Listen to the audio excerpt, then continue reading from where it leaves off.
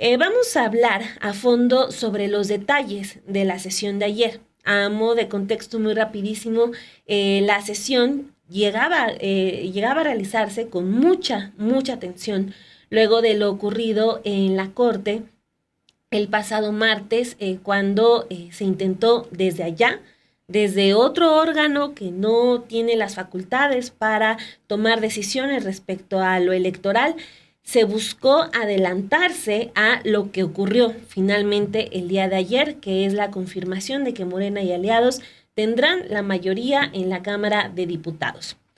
Tenemos que con 4 votos a favor y 1 en contra, el Tribunal Electoral del Poder Judicial de la Federación aprobó anoche el proyecto del magistrado Felipe de la Mata Pizaña, el cual rechazaba las impugnaciones, todas las presentadas por la oposición, en contra del acuerdo del Instituto Nacional Electoral para avalar la mayoría calificada que tendrá Morena, Partido del Trabajo y Partido Verde en la Cámara de Diputados.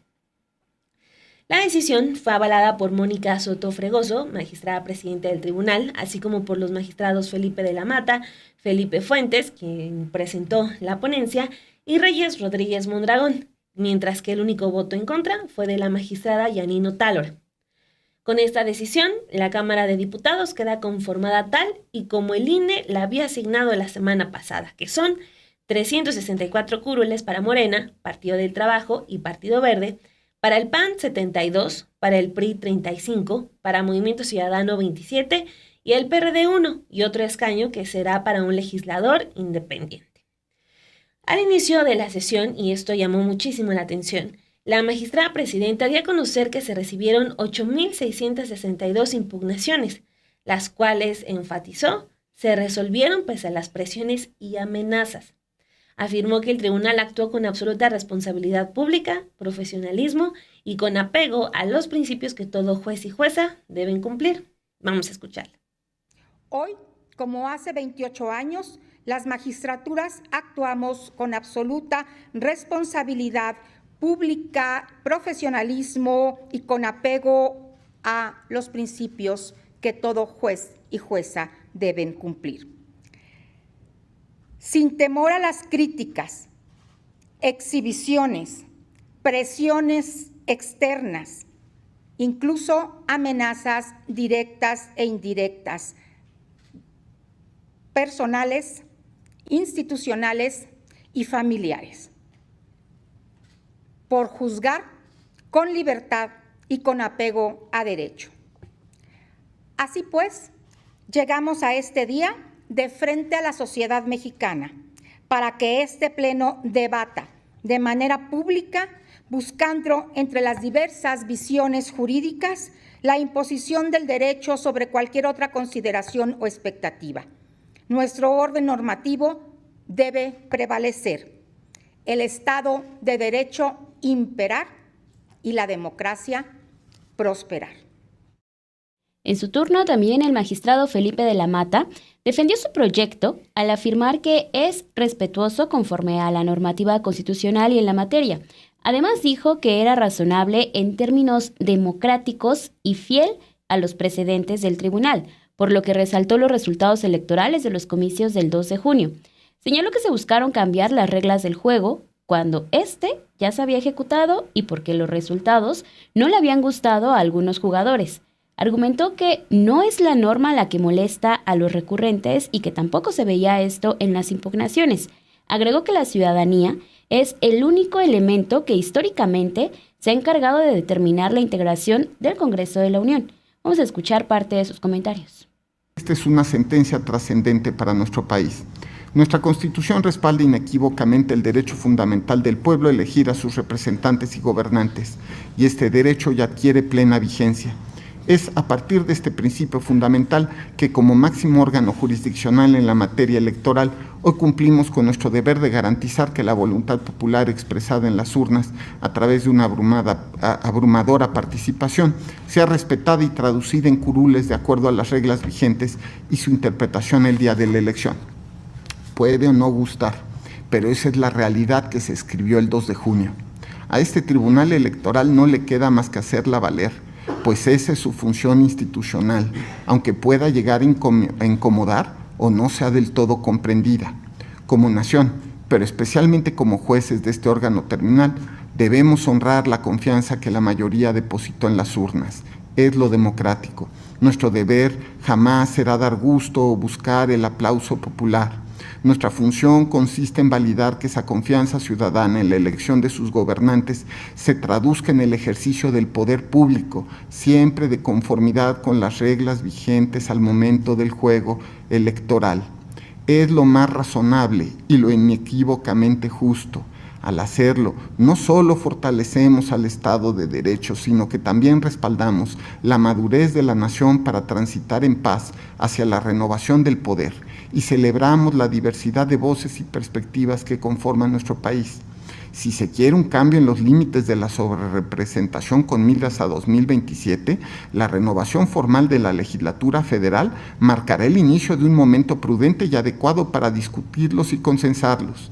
Hasta entonces, el papel de este tribunal debe ser garantizar que las actuales reglas se respeten, como se hizo en 2009, 2012, 2015, 2018 y 2021.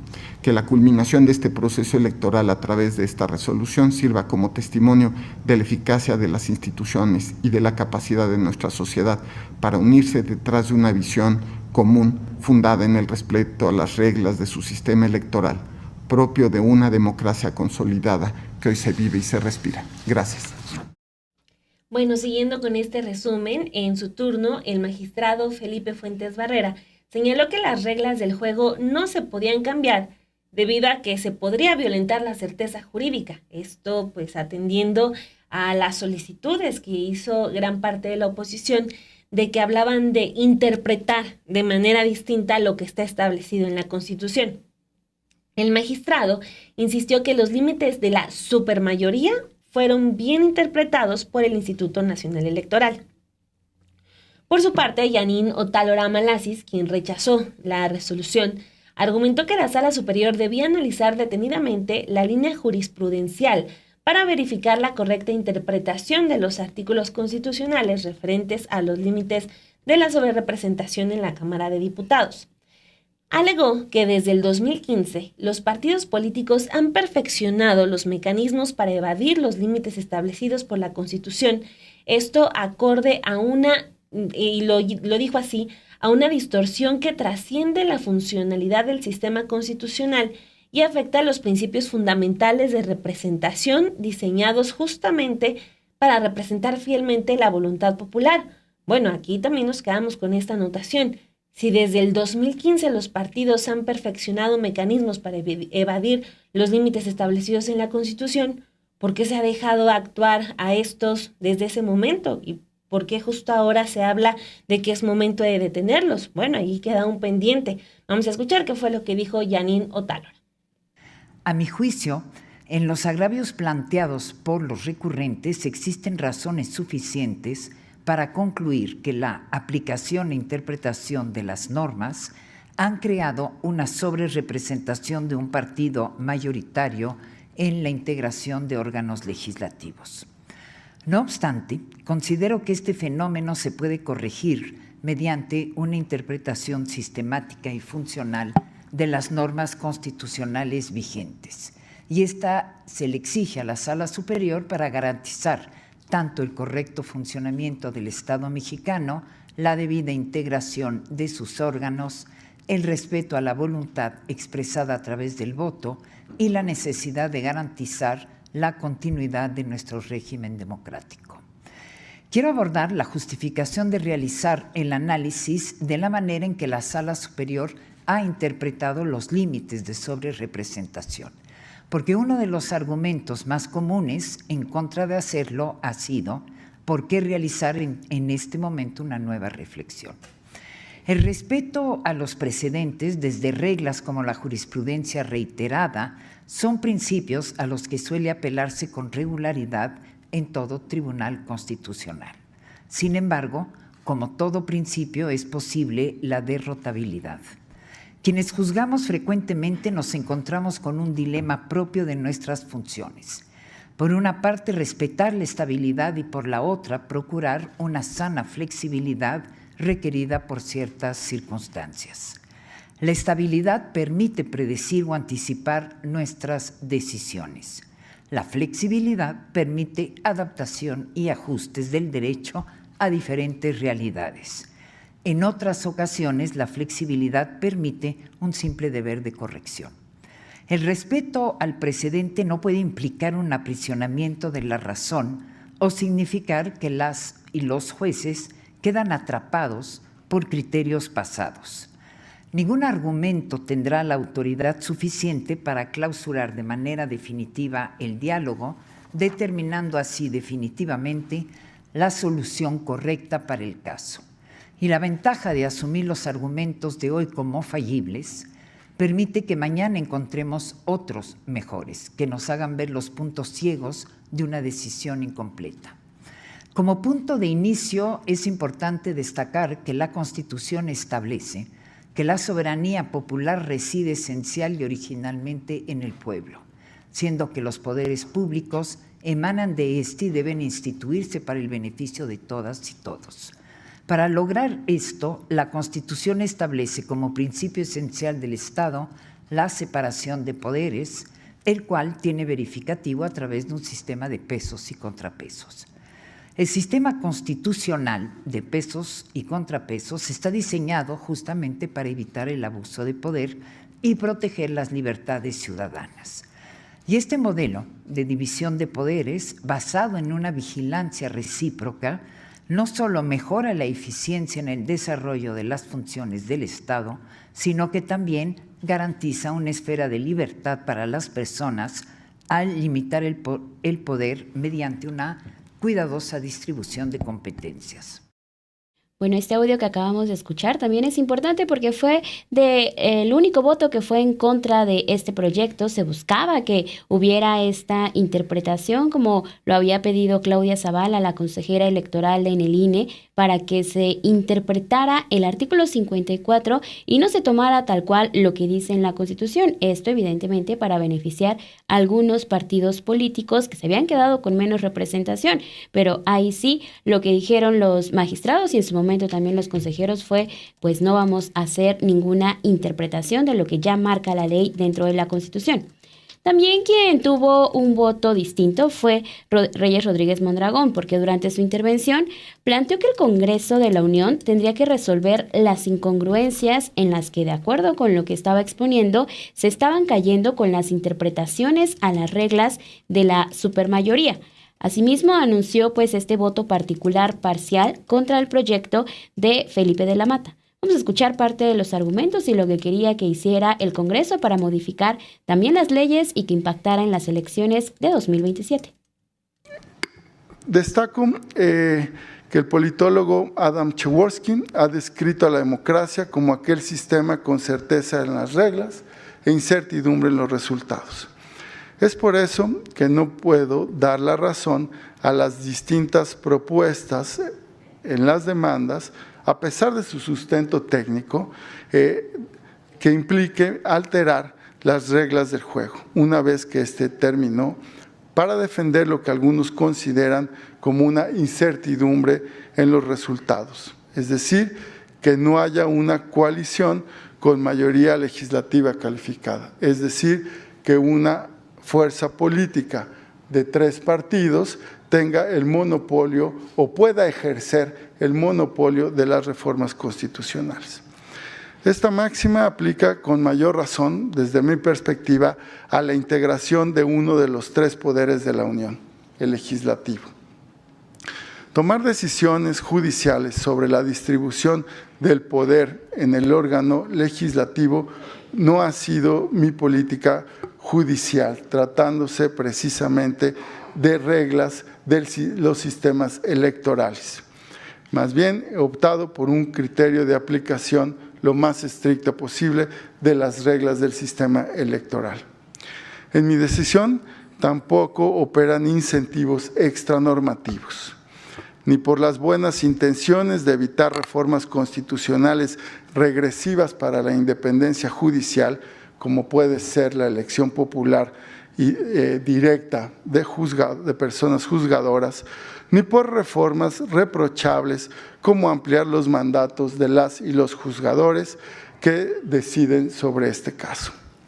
Por tanto, presentaré un voto particular parcial en contra del proyecto porque considero que es fundada la omisión legislativa y se debe vincular al Congreso de la Unión para que legisle las reglas necesarias, pertinentes, para dar coherencia a nuestro sistema electoral con el artículo 54 constitucional.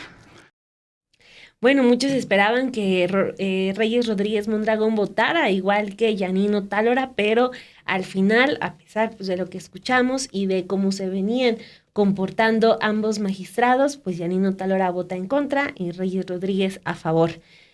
Siguiendo con toda esta cronología, en otra intervención, la magistrada presidenta Mónica Soto respondió una serie de preguntas que, dijo, recopiló de varias notas informativas de medios de comunicación y de posturas que intentaron o buscaban distorsionar la información. Afirmó que no hubo en esta elección robo de votos, que tampoco el INE violó la Constitución y aseguró que tampoco se está destruyendo la democracia. Dijo que es una falacia decir que el voto está fragmentado y fue insistente en mencionar que la ciudadanía había decidido cuando depositó su voto en las urnas el pasado 2 de junio. Vamos a escucharlo. ¿Son las mismas reglas para todos? Sí.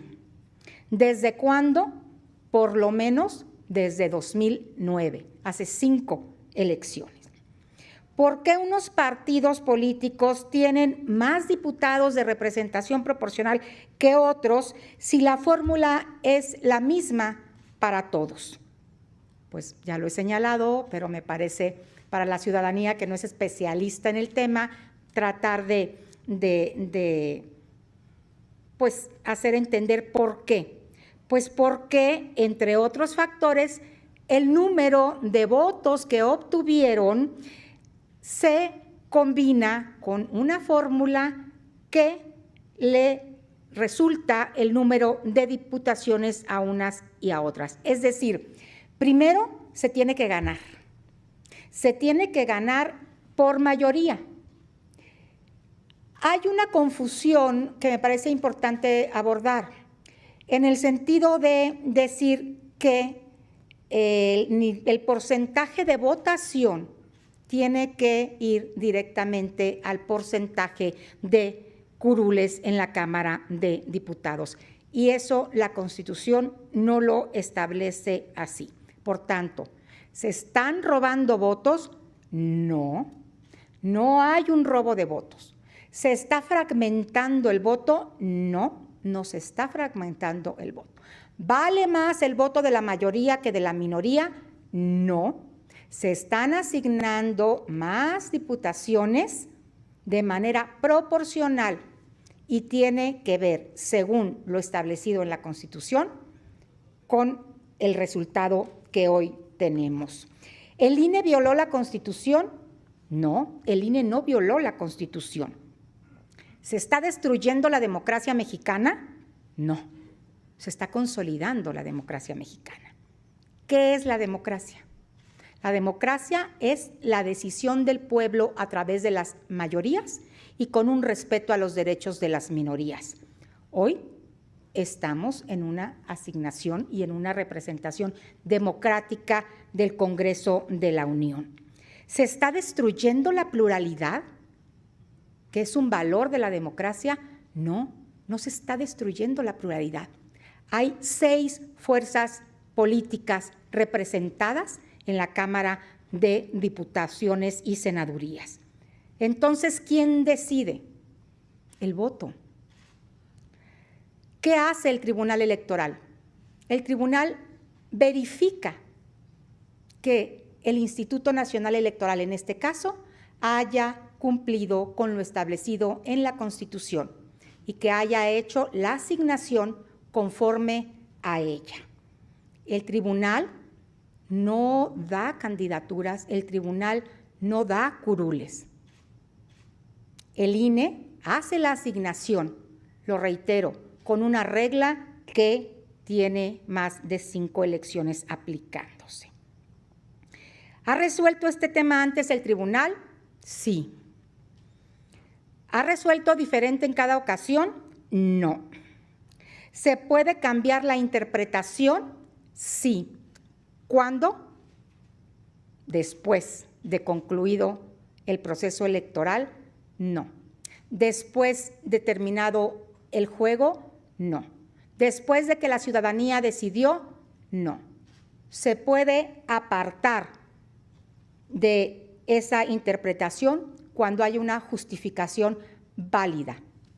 Y aquí lo que se señala es que hay una distorsión excesiva que se debe al voto de la ciudadanía y pues que hay un cambio de contexto. El cambio de contexto se dio en las urnas, es el contexto político. Las mayorías se reflejaron en unas fuerzas políticas y la minoría en otro. Esto no quiere decir que las minorías no tengan derechos. Bueno, y vamos a escuchar una última participación de la magistrada presidenta del tribunal, Mónica Soto, porque terminó también con un tema que creo que todos nosotros estuvimos muy pendientes después de que se da a conocer qué fue lo que sucedió en la Suprema Corte de Justicia de la Nación tras esta impugnación que realiza Marco Cortés, el dirigente de Partido Acción Nacional, y que también Norma Lucía Piña Hernández, la ministra presidenta de la Corte, termina turnando a uno de los ministros. Escuchemos qué fue lo que dijo el día de ayer Mónica Soto, porque iniciaba este discurso diciendo que había habido amenazas, que había tensiones dentro de este tribunal para la sesión. Y termina también con un discurso fuerte mencionando pues que el Tribunal Electoral es el único que puede avalar las elecciones del pasado 2 de junio. Escuchémosla. El Tribunal Electoral del Poder Judicial de la Federación es una institución mexicana consolidada, última instancia en el país en materia electoral. Eso está establecido en la Constitución, sin embargo, todavía fue sujeto de dudas. Todavía fue sujeto de eliminar o violentar la competencia de este tribunal electoral. Y tuvo que decirlo un ministro de la Suprema Corte de Justicia de la Nación, don Juan Luis González Alcántara, para que se entendiera. El Tribunal Electoral del Poder Judicial de la Federación es la última instancia en materia electoral en el país. Reconozco al señor ministro que haya hecho esta aclaración pertinente y fundamental. Los temas electorales, la justicia electoral está en esta sede. Fuerte ese último mensaje ya directamente al ministro Carrancá, porque sí, lo que vimos, de lo que fuimos testigos esta semana, no fue menor. O sea, ese intento de que esto que tenía que resolver el tribunal se hiciera en la Suprema Corte de Justicia de la Nación, fue un intento de hacer algo muy grave. Muy, muy grave. Entonces, pues ya queda también este mensaje de la magistrada presidenta Mónica Soto y pues así ya se confirma esta mayoría de Morena y aliados en la Cámara de Diputados. Sobre todo esto que acabamos de escuchar, el presidente Andrés Manuel López Obrador habló esta mañana y dijo que simple y sencillamente se está cumpliendo con la voluntad de los ciudadanos de acuerdo con lo establecido en las normas constitucionales. Le preguntaron en específico sobre el primer comentario que le escuchamos a la magistrada presidenta sobre las amenazas que recibieron y el presidente López Obrador no lo puso en duda. Dijo que sí han estado sometidos a presiones desde distintas vías, pero que resistieron. Vamos a escuchar qué fue lo que dijo esta mañana. Pues no lo dudo y merecen una felicitación los consejeros, los magistrados, porque han estado sometidos a fuertes presiones. Imagínense los oligarcas corruptos acostumbrados a imponerse siempre con trampas, con dinero, con la manipulación de los medios, hasta con el apoyo de gobiernos extranjeros, y que resistan como resiste el pueblo de México, pues sí merecen un reconocimiento. Entonces, esto es lo que pasó con la elección. Luego viene la interpretación sobre lo que establece la Constitución para distribuir a los diputados plurinominales. Entonces, la Constitución establece de que deben, de acuerdo a una fórmula, entregarse un número determinado de plurinominales, siempre y cuando no se rebase un límite, que es la llamada sobrerepresentación, que no haya sobrerepresentación. Esas fueron parte de las primeras declaraciones que dio esta mañana el presidente Andrés Manuel López Obrador, y sí, aceptando estas presiones a las cuales pues no se dieron por parte del Tribunal Electoral del Poder Judicial de la Federación. Se confirma esta mayoría para Morena, PT, el Partido Verde Ecologista de México, en la Cámara de Diputados, porque también en el tribunal están muy conscientes que allí se estaba dando la batalla para detener pues lo que la gente ya había votado desde el pasado 2 de junio, y únicamente creo que esto es uno de los puntos medulares que ayer sonaron dentro de este tribunal, que se tenía que respetar la decisión que habían tomado las 36 millones de personas que salieron a emitir y a respaldar a el movimiento de la Cuarta Transformación.